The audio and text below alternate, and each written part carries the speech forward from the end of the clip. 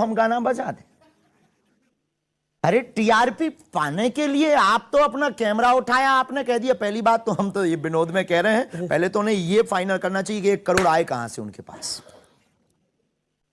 और आए भी तो किसी गरीबों में लगा दो। बेफिजूली में हम पर खर्च कर रहे हैं, हम तो उनकी संपत्ति भी ले लेंगे, वो क्षमता हमारे हनुमान जी रखते हैं।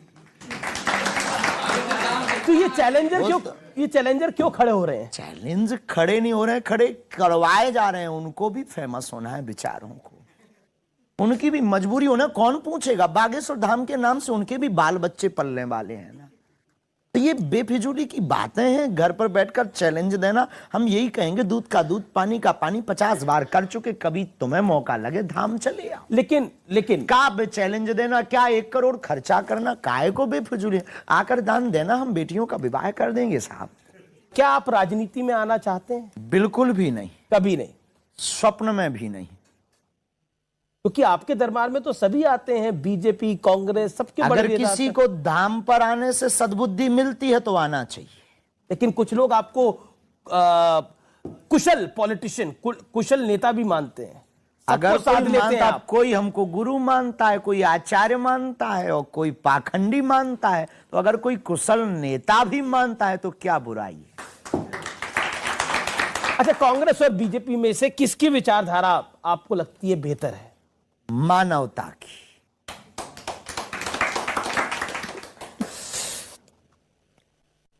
अगला सवाल मेरा यह है कि क्योंकि देश में राजनीति की बात होती है और आपने 2024 का जिक्र किया था कि अब हम 2024 की तैयारी कर रहे हैं, क्या तैयारी कर रहे हैं 2024? हिंदू राष्ट्र की।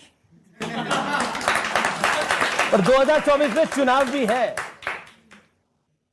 चुनाव से हमारा कोई लेना देना नहीं है, इधर तो नित्य चुनाव है। अच्छा, एक बात बताइए, आपकी फिल्मों में रुचि है? बिल्कुल भी नहीं, रियल लाइफ में हमें बहुत रुचि है। अच्छा, कभी देखी भी नहीं कोई फिल्म? देखते रहते हैं, देखना क्या गुनाह है, आंखें मिली जो है। अच्छा, फिर मैं ये पूछ लेता हूँ कि जब आंखें मिली हैं, देखते रहते हैं, तो कौन सा हीरो आपको बेहतर लगता है, जो आपको लगता है अच्छा काम कर रहा है? भारत की आर्मी। अच्छा, भारत की आर्मी।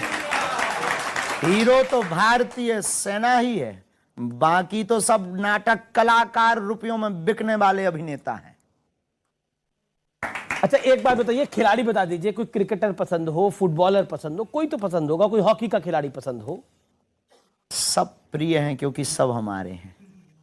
किसको प्रिय बता दें, कौन अप्रिय हो जाए?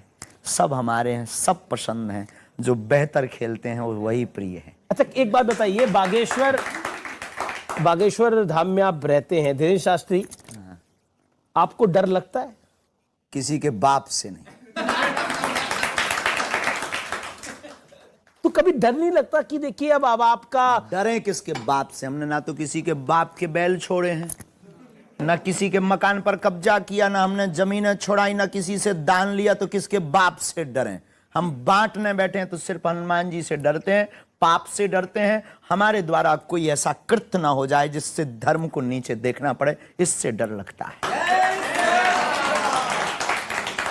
लेकिन मैंने कई बार आपकी कथाओं को सुना और टेलीविजन पे भी देखा, तो आप कई बार ठटरी के बोलते हो, बीच बीच में ताली भी बजाते हैं। अब उसका मतलब क्या होता है? उसका मतलब यही है, ठटरी बढ़ गई विरोधी की। उसका मतलब बड़ा प्यारा है। उसका मतलब बड़ा प्यारा है, बड़ा प्यारा है। देखो, ताली पीट करके हमारा कहने का मतलब है, हम बहुत मनमौजी आदमी हैं। और बहुत मनमौजी मतलब हमें किसी भी चीज की बहुत अपेक्षा है नहीं है।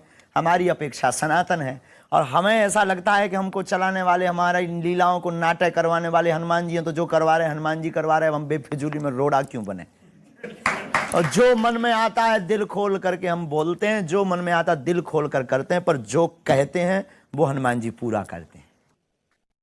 चलिए, अगला सवाल यह है कि आपने दावा किया था कि आपके खिलाफ विदेश से प्लानिंग हो रही है और आपके विरोधियों की संख्या देश के उस पार बढ़ती जा रही है। आप पाकिस्तानियों की भी हिट लिस्ट पे हैं। क्या आपको लगता है कि आपकी सुरक्षा अब होनी चाहिए? साधु संत के तुम रखवारे, असुर निकंदन राम। वैसे तो उन्होंने हमें सिक्योरिटी दे रखी है, श्री हनुमान जी ने, लेकिन लौकिक व्यवहार में अगर किसी को गर्राट है तो उसके लिए अगर कोई व्यवस्था हो और है तो कोई दोष नहीं है या कोई बुराई नहीं।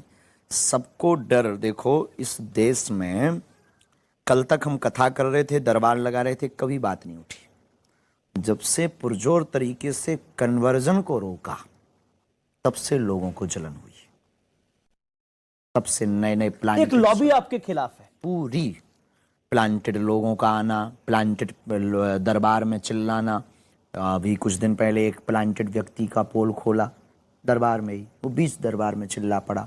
धाम पे भी प्लांटेड लोग आना, फिर ये एक छोटा सा विवाद बहुत बड़ा बना देना।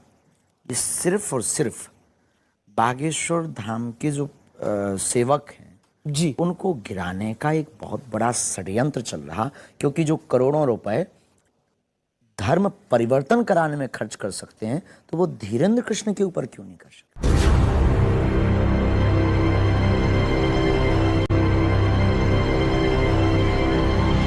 नमस्कार व्यूअर्स, आज मेरे साथ एक बेहद खास मेहमान होंगे। इनकी उम्र भले ही केवल 27 साल है, लेकिन इनके बोल पूरे देश में चर्चा और विवाद दोनों का विषय बने हुए हैं। ये खुद को कट्टर सनातनी हिंदू राष्ट्र का पक्षधर और घर वापसी के सबसे बड़े प्रायोजक बताते हैं। जोरदार तालियों के साथ स्वागत कीजिए बागेश्वर धाम के प्रमुख धीरेन्द्र शास्त्री।